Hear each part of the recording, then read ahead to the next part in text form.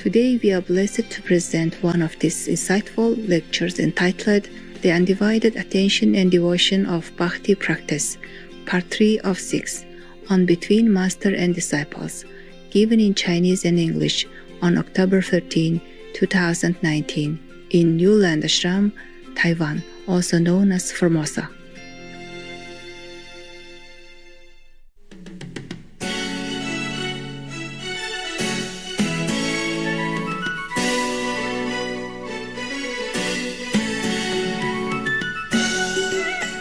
What's wrong with my hair? If you have hair, you have problem. If you don't have hair, you have problem also.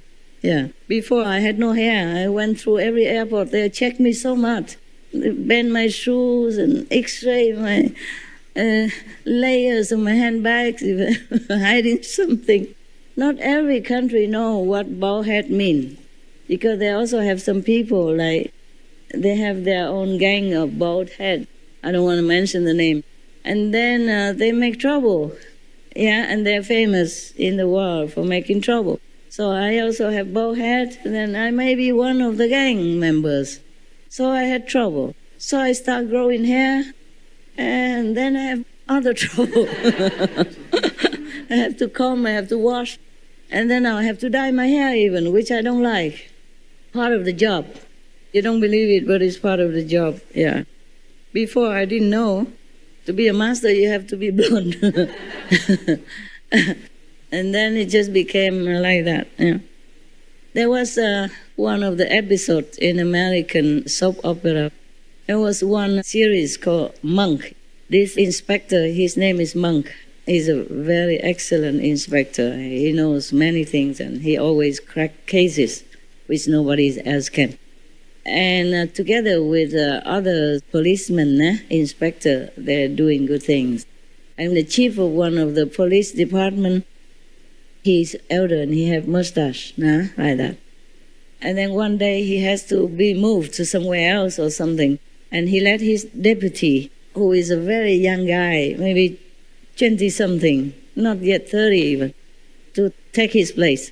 So this young deputy also grow a mustache here very big. And everybody come in and look at him and say, what now? Why? And he said, part of the job. Because the boss also had, a mustache, so he think he has to grow one just to look more authoritative. Say, part of the job. So it's up to us really, whether or not we have pets or we have chosen to follow some teacher to practice some kind of method in the 84,000. We have to follow our heart, and we just have to live a righteous way. Then we can be sure of homecoming, and or at least have a comfortable life in this physical dimension. So undivided attention and love help you.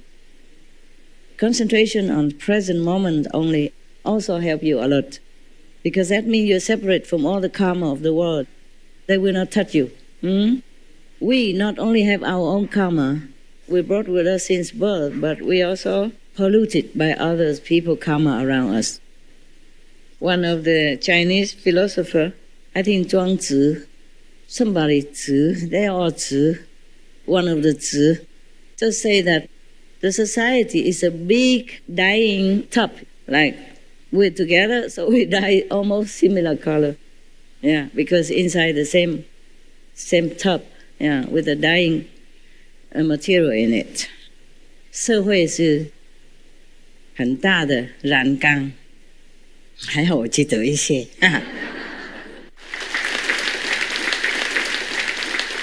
让你们认为我有一点学问哈。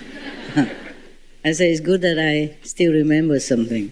So let you think that I have a little education. If we concentrate on whatever work we have at hand, that also helps.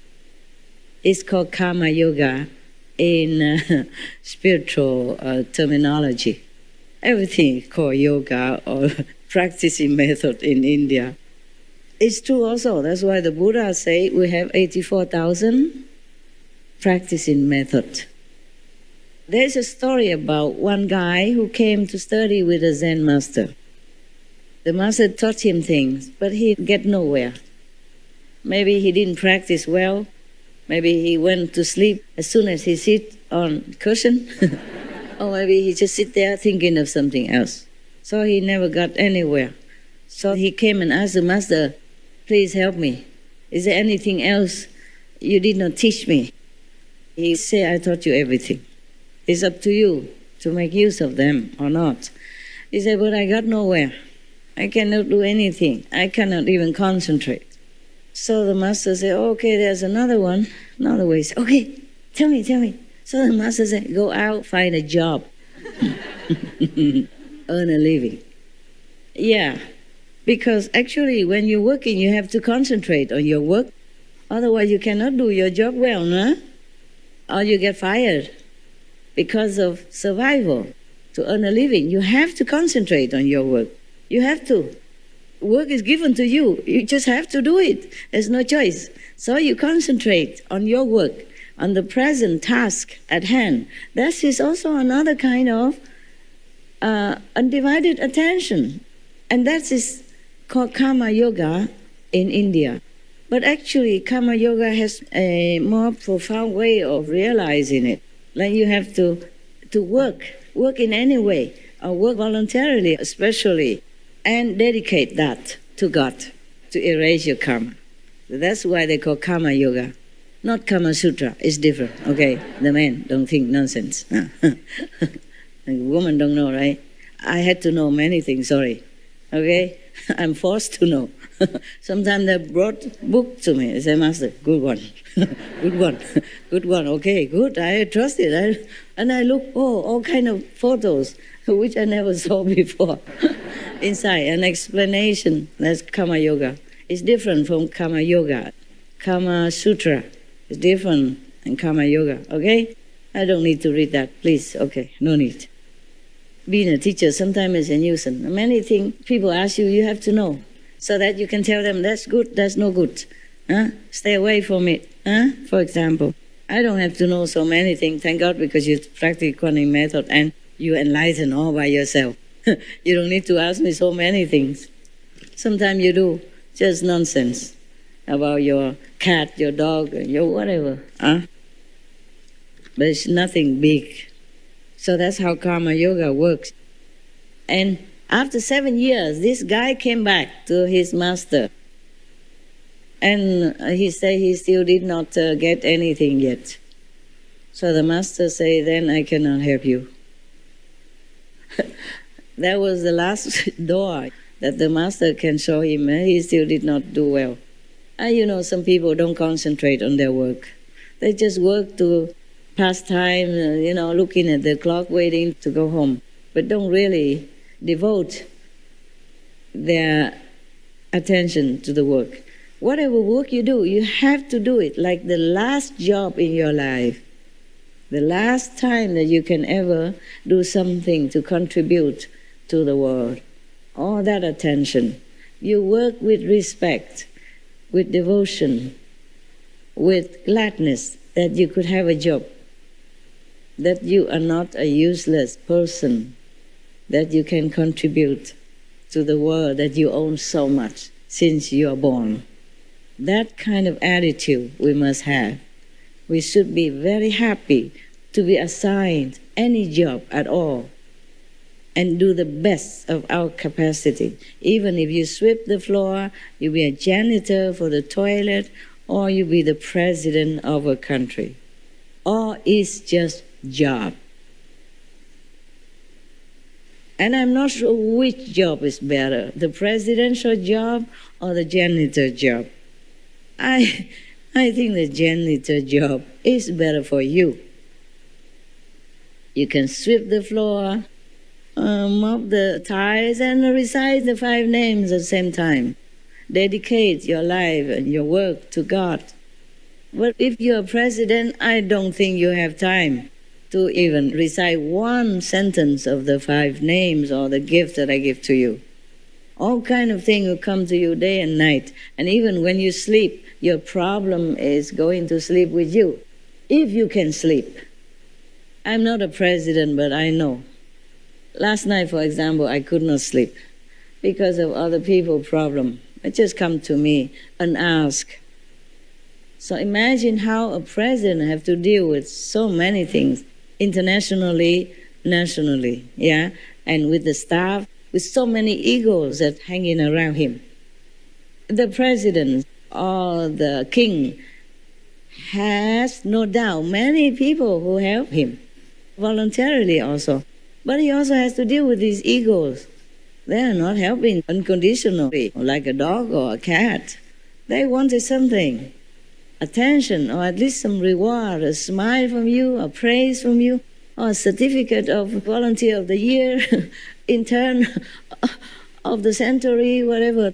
They also want to be noticed, to have attention from the top, from the leader of the nation, proud to work beside him. And they have their mood, they have their ego, they have their competition, and all this energy, and all their complaint, quietly or loudly, will also go into your head when you sleep. As we absorb everything around us with our body, we absorb also other people's energy, thinking, bad or good. That is a problem when we live in the society. That's why many masters, they just leave the world, they're fed up, really. They think the world has no remedy. There's no remedy to help this so desperate world, so troublesome, so complicated. That's why many masters, they stay somewhere else, go into the very deep of the Himalaya, like Gumuk, for example, the source of the Ganges River, where nobody normally would go.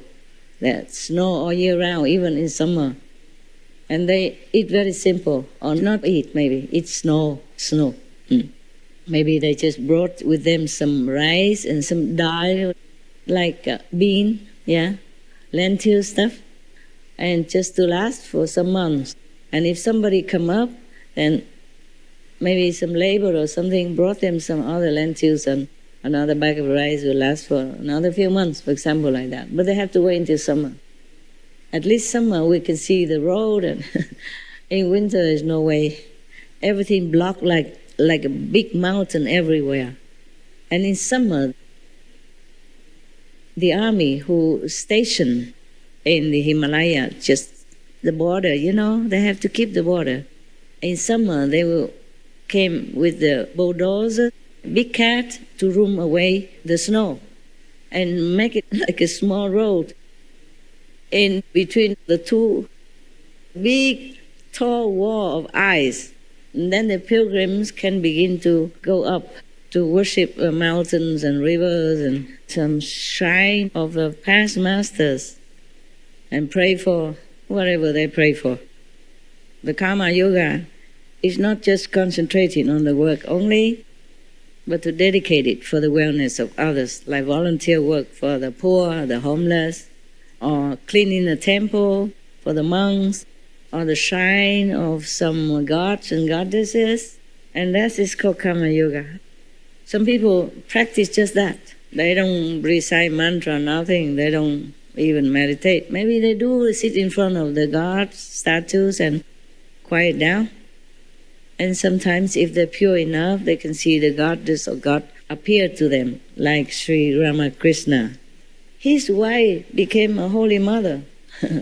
They call her also Holy Mother. He married her when she was very young, just because family tradition. But he never has any physical contact. They're together in one bed, but he never did anything. He said he was tempted, but then he didn't. And some people blame him, like sacrificing her. But she was okay. She became revered as a holy mother. India is a very fascinating country. I really love India. Maybe because I was Indian. Some lifetimes, not just one. But I really feel like, as I told you last time, there's one place in Rishikesh that I feel at home. Just a mud house, a mud room, and a few stones in front of the house, and bake a chapati. eat peanut butter and cucumber, and I feel so good there. There's no other place that I miss, only that place. In the whole world, I don't feel like I want to stay anywhere. But if I have a choice, I go back there, stay there. I feel just so free. Maybe it's different feeling at that time because I was from New Delhi. Hustle, bustle over there, and so many so-called disciples around, and they eat all the food and don't give me anything. Left over nothing. And so dusty and so sometimes stagnant ways, drainage and all that. It's not my style. So when I went deeper into the Himalaya, like Rishikesh or Kashmir, all that, I do like it better. But I did not even like Kashmir that much, even though Kashmir is more beautiful than the hut that I have stayed. There's nothing really like of scenery or anything. Just on the mountain, the middle of the mountain, and trees, yeah. And the Ganges River is just a few, maybe 2-3 minutes away. I have free water to take to cook, and a hut, and sleep on top of the roof. But I miss that place. Toilet outside, have toilet, thank God. Most places don't have. So I like that place. That's the place I felt the best all this time, anywhere, compared to other places. Even this place, I don't feel that well. Actually, here it's only work, so naturally I don't think any teacher would feel well in his classroom. 24/7, he would like to go home. Huh?